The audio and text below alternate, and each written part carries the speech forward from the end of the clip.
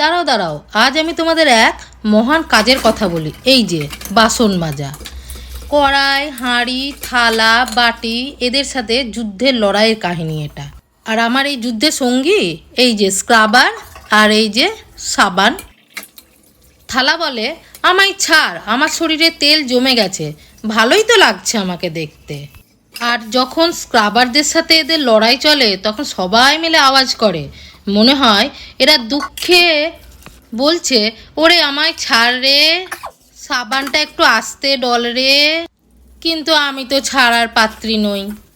আর এই যে আমার কড়াই এটা, ও বলে আমায়, তুই যতই ঘষ আমি চকচক করব না। এই কড়াই ঘষতে ঘষতেই আমার মনে হয় হাতের যত ভালো রেখাগুলো আছে না সব ঘষে গেছে। কিন্তু বেটা এই কড়াই পরিষ্কার হয় না, এই কড়াই যেমন তেমনই থাকে। সবচেয়ে বড় কথা কি বলতো, এই বাসন মাজা একটা কাজ নয়, এই হলো এক ধ্যান। যদি বাসন মাজার নোবেল প্রাইজ থাকতো না, একদিন আমি অবশ্যই পেয়ে দেখাতাম।